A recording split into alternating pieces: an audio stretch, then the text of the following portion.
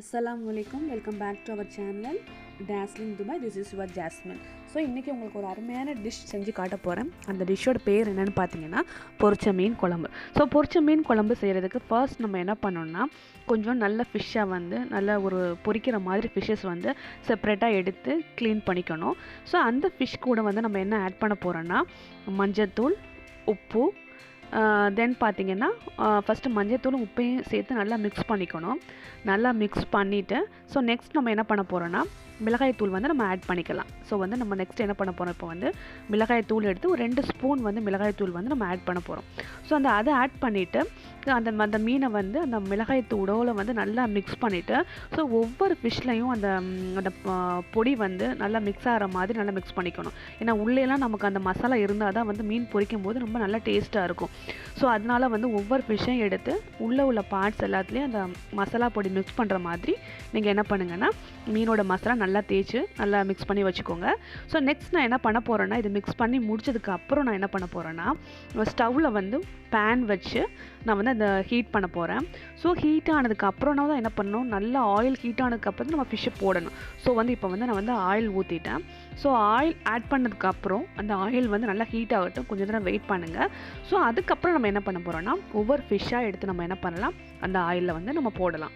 So இப்போ பார்த்தீங்கன்னா நல்லா ஆயில் வந்து நல்லா ஹீட் ஆனதுனால தான் வந்து உங்களுக்கு நல்லா வந்து சவுண்டோடு வந்து நல்லா இருக்குது. ஸோ வந்து நீங்கள் ஆயில் நல்லா ஹீட் ஆனதுக்கப்புறம் ஒவ்வொரு ஃபிஷ்ஷாக நீங்கள் எடுத்து போடுங்க, சரியா?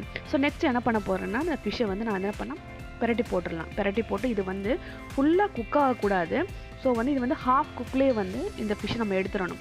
நார்மல் பொரிச்ச மீனுங்கிறப்போ நல்லா நம்ம ஃபுல் ஃப்ரை ஆனதுக்கப்புறம் தான் நம்ம எடுத்து நம்ம சாப்பிடுவோம். இது வந்து மீன் குழம்புல போடுறதுனால நம்ம வந்து ஹாஃப் குக்கில் இருந்தால் போதும் சார், ஃபுல் குக் வேண்டாம், ஹாஃபில் இருந்தால் போதும். ஸோ இப்போ பாதிலே நான் எடுத்து என்ன பண்ணுறேன், நான் வேறு பிளேட்டில் எடுத்து மாற்றி நான் வச்சிடுறேன். ஸோ இப்போ நான் என்ன பண்ண போகிறேன்னா ஸோ ஒவ்வொரு ஃபிஷ்ஷாக எடுத்து வந்து ஒரு செப்பரேட் பிளேட்டில் எடுத்து நான் எடுத்து வச்சுக்கிறேன், ஓகேவா? ஸோ இந்த ஃபிஷ்ஷில் வந்து இந்த ஆயில் வந்து ரொம்ப முக்கியம். ஸோ அட் லாஸ்ட் வந்து நம்ம அந்த குழம்புல வந்து நம்ம இந்த ஆயில் சேர்ப்போம். ஸோ அதனால் என்ன பண்ணுறேன், இந்த ஆயில் செப்பரேட்டாக எடுத்து வச்சுட்டு இந்த ஃபிஷ்ஷையும் ஒரு செப்பரேட் பிளேட்டில் நான் எடுத்து வச்சுட்டேன்.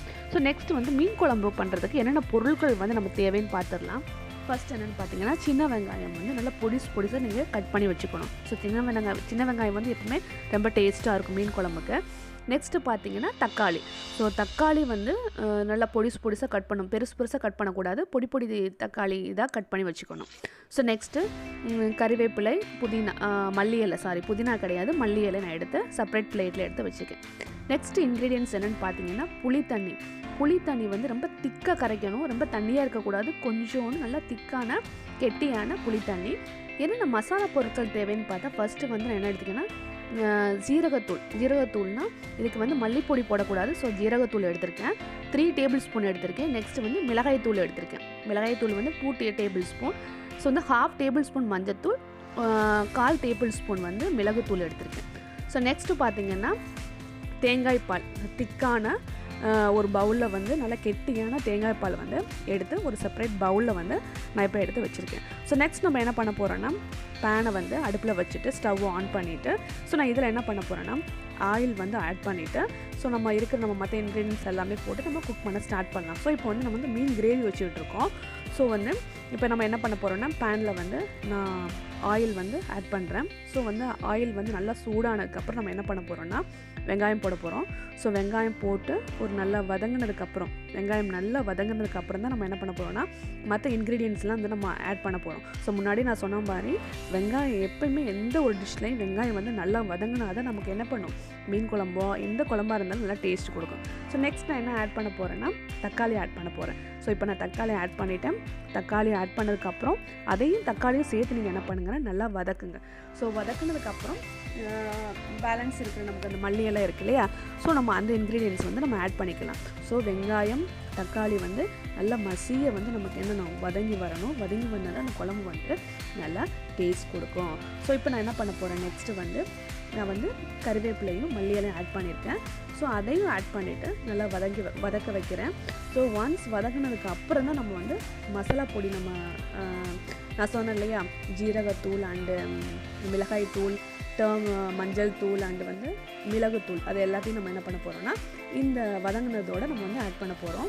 ஸோ நல்லா வதங்கினதுக்கப்புறம் இந்த மசாலா பொடி நான் என்ன பண்ணியிருக்கேன் ஆட் பண்ணியிருக்கேன். ஸோ இப்போ நம்ம என்ன பண்ண போகிறோம்னா மசாலா பொடி வித் வெங்காயம், தக்காளி, மல்லி இலை அண்டு கருவேப்பிலை எல்லாத்தையும் எடுத்து நான் மிக்ஸ் பண்ணிக்கலாம்.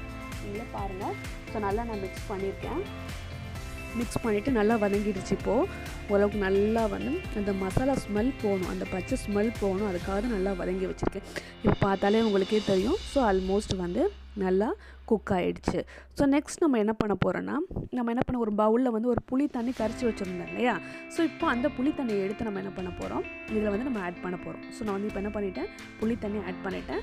ஸோ ஆட் பண்ணதுக்கப்புறம் நம்ம என்ன பண்ணோம்னா அதையும் நல்லா மிக்ஸ் பண்ணிவிட்டு கிரேவி வந்து நல்லா கொதித்து திக்காக வரணும், ரொம்ப கெட்டியாக வரணும். சரியா, இது தண்ணியாக வைக்கக்கூடாது, இந்த கிரேவி கொஞ்சமாக கெட்டியாக வைக்கணும். ஸோ பார்த்திங்கன்னா இப்போ ஆல்மோஸ்ட் வந்து குக் ஆகிடுச்சு, புளித்தண்ணியோடு நல்லா குக் ஆகிடுச்சு.